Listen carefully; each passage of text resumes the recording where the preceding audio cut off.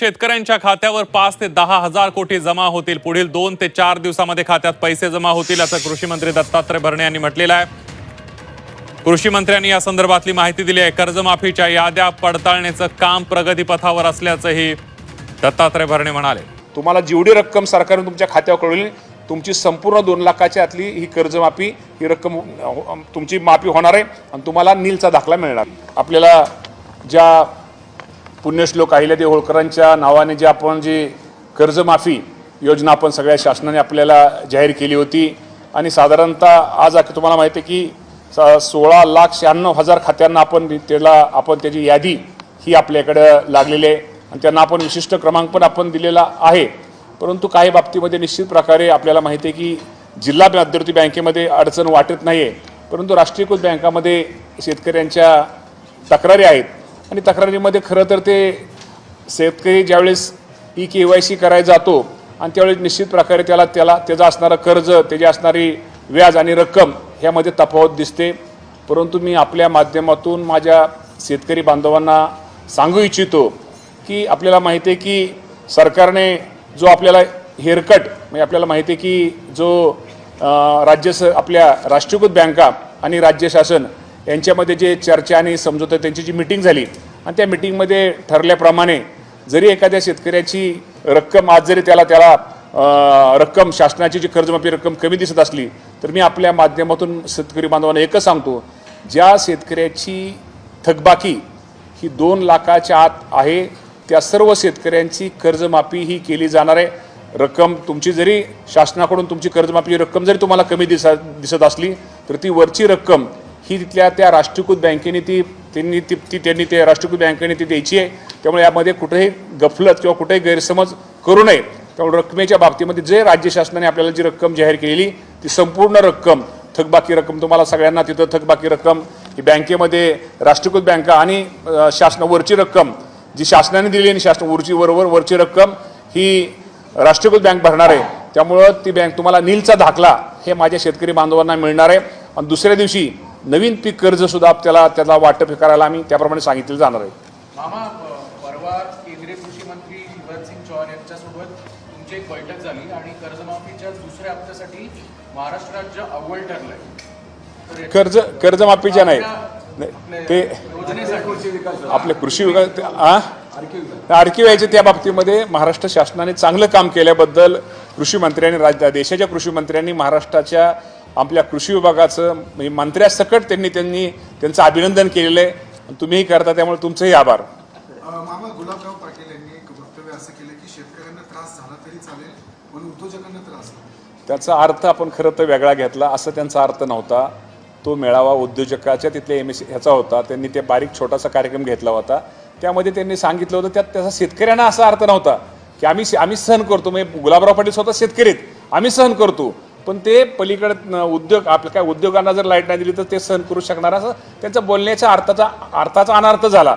असं काही नव्हतं। गुलाबराव पाटील पण हाडाचे शेतकरी आहेत आणि त्यामुळे निश्चित प्रकारे शेतकऱ्यांविषयी त्यांची भावना ही खूप चांगली आहे, पण त्याचा अर्थ घेताना थोडा हे घेतला आणि बोलताना आपण ते गावातल्या बोलीभाषेत ते बोलले की त्यांचा कार्यक्रम होता ते बोलीभाषेत बोलले, याचा अर्थ तसा त्यांचा नव्हता। त्यांचं शेतकऱ्यांविषयी प्रेम आहेच, उलट शेतकऱ्यांना वीज मिळावी, कर्ज माफी मिळावी, शेतकऱ्यांच्या प्रश्नाविषयी आम्ही ज्यावेळेस कॅबिनेट मीटिंगमध्ये पाहतो तर शेतकऱ्यांविषयी त्यांना अत्यंत एक जिव्हाळा असतो आणि त्यांची मांडणी ही शेतकऱ्यांविषयीच असते।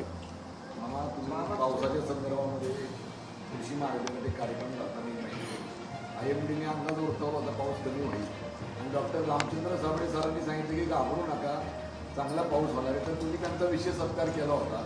जो माणूस दरवर्षी चांगला अंदाज करतो तो बऱ्यापैकी खरा येतो। मी साबळे 100% साबळे सरांना मी आता पर्सनली थोडा अजून सगळं संपू दे, थोडा मराठवाड्यात अजून जरा पाऊस वगैरे थोडा सगळे होऊ दे, मी स्वतः साबळे सरांच्या घरी जाऊन मी त्यांना ठीक आहे पुरस्कार हा तो भाग वेगळा आहे, तर मी स्वतः माझ्या हाताने त्यांना पेढा भरवणार आहे। नाही आता सगळ्याचेच ऐका ना,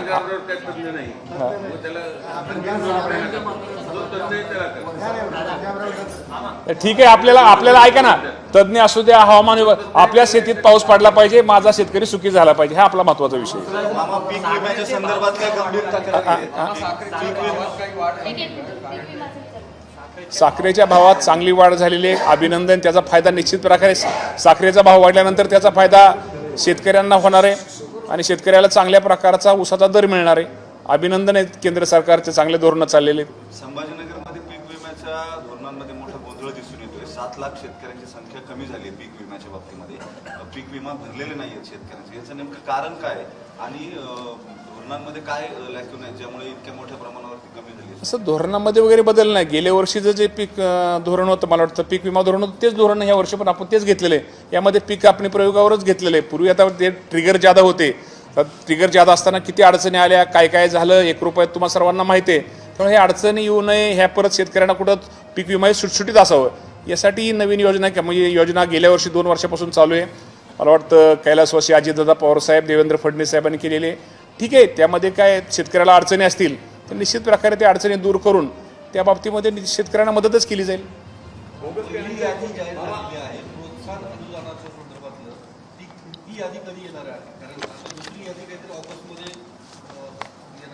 नाही, दुसरी यादी म्हणण्यापेक्षा आता तुम्हाला माहिती आहे की आता ही दोन्ही मिळूनच यादी आपली 16,48,000 2025 अखेरचे थकबाकीदार आणि 2019ची ही 11,58,000 म्हणजे साधारणतः 32 मला वाटतं 31 लाख हेच पहिल्या यादीतले सत्कर आहेत आणि 31 लाखापैकी आपण साधारणतः आता 17 लाख लोकांना आपण देतोय.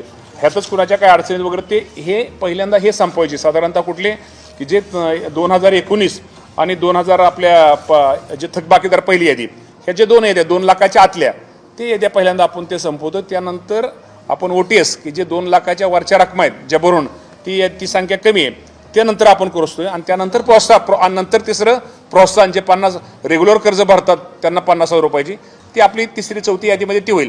पण पहिल्यांदा फोकस ह्या 2 याद्यांना करतोय. ह्या 2 याद्या लवकरात लवकर संपवतोय. साधारणतः आज आपल्याला आजचा जर विचार केला तर साधारणतः 16-17 लाखापैकी 5 लाख खात्यांची आता KYC ही प्रक्रिया शेतकऱ्यांनी आता पूर्ण केलेली आहे. मग त्यामुळे आता 5 लाख लोकांना तर आपल्याला म्हणजे रक्कम द्यायला काहीच अडचण नाही.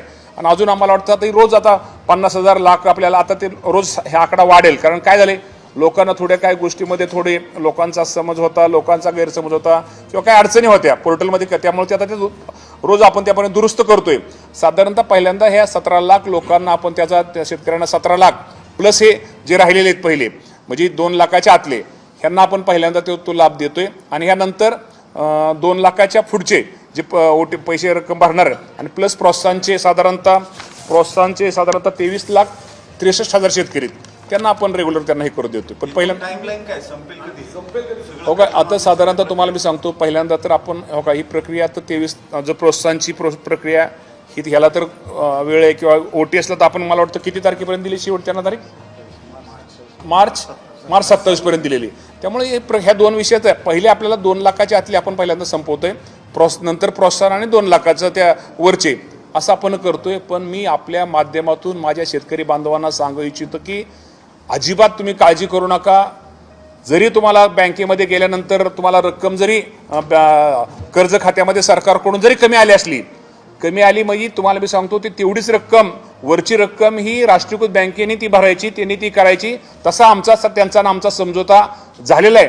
असं जर कुठली राष्ट्रीयकृत बँक जर आपल्याला चुकीचं कोण सांगत असेल तर ताबडतोब त्याच्यावरती निश्चित प्रकारे सरकार म्हणून आम्ही 100% त्यांच्यावरती लगेच ताबडतोब त्यांच्यावरती काय हे करू. असं कुठलाही गैरसमज तुम्हाला जेवढी रक्कम सरकारने तुमच्या खात्यावर कळवली तुमची संपूर्ण 2 लाखाच्या आतली ही कर्जमाफी ही रक्कम तुमची माफी होणार आहे आणि तुम्हाला नीलचा दाखला मिळणार.